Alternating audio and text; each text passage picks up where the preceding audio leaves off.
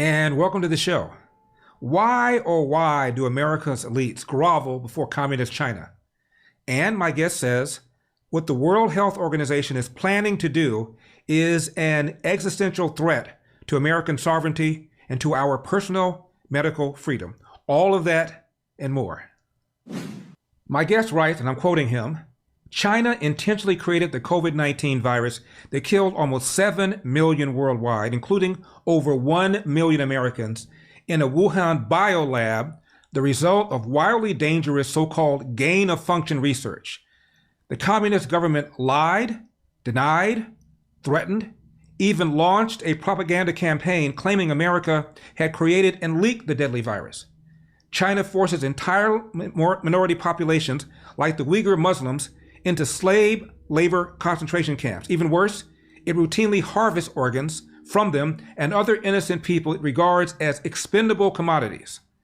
China has been plundering America, massively stealing her intellectual property at every opportunity, embedding spies in the US government, including in the halls of Congress, buying up American farmland, especially acreage near sensitive military installations, infiltrating the nation's universities in multiple ways, from planting communist professors to making generous endowments, and in general buying influence in every way possible. And Chinese platform TikTok has been exposed as a secret surveillance tool for the CCP, enabling it to gather personal data on tens of millions of American young people. And then there's a CCP partnership with the Mexican criminal cartels in flooding America with fentanyl, the #1 killer of young Americans aged 18 to 45, end of quote. My guest's analysis of all of this, he says, follow the money. Please welcome Vice President and Managing Editor of the online news giant WorldNetDaily, David Kupelian. David, talk about a massive, massive Trojan horse. How have they pulled this off? Oh man, Larry, that's the question. The China thinks in a very long term, okay, not like a few years or the next election. They're thinking generations. And they have been at war with really the world, but especially America, because America is the world's leader. And they have to take America down in order to be the leader, which is what they want. People need to realize that China, and when I say China, I don't mean the 1.5 billion people, a lot of good people there. I'm talking about the Chinese Communist Party, okay, which is explicitly atheistic. Okay, I've got to dwell on this for 1 second, okay. Atheistic means there's no God. Mm-hmm. The government is God. They are the controlling authority of everything. And so they want to rule the world, okay. That kind of explains that. The mysterious part is like, what is wrong with us? America, which for a long time was the world's most Christian nation, okay, the most successful nation, the most, the wealthiest, most prosperous, multi-ethnic nation, the least racist nation in history, okay, why would America be going and groveling before China? And a lot of it has to do with follow the money. They have bought off a lot of people. The president of the United States is basically the head of a crime family by, political corruption, classic political corruption, using your office for personal enrichment of your family. That is absolutely Joe Biden, okay? But there are many other people. There's the Clintons and so forth. You have Larry, Peter Schweitzer, who's a terrific researcher on this. His most recent book is called Red-Handed, right. How American Elites Got Rich Helping China Win. And he makes a great point in there. He tracks down all the people, Democrats and Republicans, who have been on the take from China. But he makes a very important point that I agree with. It's not only the money. It's like, yes, it's the money. Disney takes the scene that they want out of this thing because they have 1.5 billion people in a potential consumer market in China. I get it with the Disney and the Nikes and all this, why they sell out to China. But Peter Schweitzer says it's more than just the money. He says the elites in America are infatuated with this dictatorship. There's something sexy about it, something they love about it. And honestly, it's true. If you really look, take the rose-colored glasses off, you look at the kind of people frankly, the sociopathic class that's running America, you can see why they would admire a totalitarian state like China. I mean, the essence of totalitarianism is you do not countenance any opposition. I mean, in its extreme, you don't have any opposition parties, but you don't allow opposition, and from groups and individuals and stuff. Look what they're doing in America with the administration and the deep state and big tech and all that. Okay, they're shutting down your opposition voices. A parent goes to a school board meeting, complains about you're corrupting my children. They call them terrorists and extremists and white supremacists.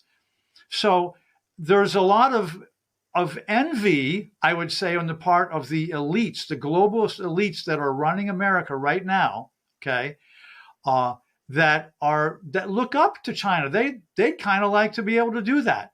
So that is the other reason for all the groveling before China. They're actually not in that much disagreement with them. David, I work for Epoch Times. The newspaper was founded to expose communist China, its brutality, and its vision for world dominance. And the gap between how people think of China, the government, and what the government is really doing is massive. I remember when I subscribed to the hard copy of the LA Times, David, they'd have these little supplements in there, pages long, where Chinese people were smiling and happy and were flying balloons. These were supplements that were put in newspapers all over America, giving newspapers millions and millions of dollars. And I think it has corrupted how a lot of Americans perceive the Chinese government. That's absolutely true. It's the same in North Korea. Smiling people all having a great time, because if they don't, they're facing a firing squad. If you look at, there was this thing called the China Tribunal in a few years ago, in 2019. It's like a London-based panel of international medical and legal experts and stuff. And they went through all this and all the documentation, and they definitively concluded that it is a common practice for the Chinese Communist Party to go and kill people they don't like and steal their organs and sell their organs. We've been hearing about this. WND, WorldNetDaily, is like 26 years old next month. We've been reporting on this forever. This is not new, okay? But they really, dotted the I's and crossed the T's and showed and documented where this is happening with the Falun Gong, the Uyghur Muslims, any group that is on the outs there, okay? Maybe the Christians, maybe the underground Christians, who knows? There's 38 million of them, okay? Right. But if you are, this is capitalism China style, okay? They will go, and these people are just prisoners of conscience. They haven't done anything wrong. Okay, they are they're like the way the Biden administration looks at the ultra MAGA people, whatever they conjure up about the way they think of what used to be called just like mainstream middle class, working, tax-paying, living and dying Americans. It's like that in China, except they've gone to the point where it's routine to rape women in these, they call them re-education camps. Sounds like the old Soviet Union, but it's communism. The re-education camps. They want to turn these people into fiercely patriotic, China-loving, patriots, communist patriots. So if you're a slacker, they will rape you. They will kill you and take your organs out and sell them for a lot of money. And this is all very well documented. Okay. And so when you have like a country like America dealing with China and pretending to care about, everything is, trans lives matter, and, caring about human rights abuses in Ukraine and everywhere else. What about this? It comes back to the money, because they're making millions of, Peter Schweitzer documented how $31 million came in one big tranche to the Biden family, 4 different members of the Biden family. Okay. I mean, if you had I hate to say it, but if you had like one of the mafia heads as the president of the United States, Lucky Luciano or John Gotti or one of these types of people, you wouldn't expect them to have a problem what's happening in China. Hey, okay, whatever, it's like just they're good for us. Okay. Well, we're not that far off with the kind of people we have running America right now. They're paid off. They're in it for the money, and they at best they turn a blind eye to these things that are happening in China and elsewhere because it's inconvenient for them to know about it.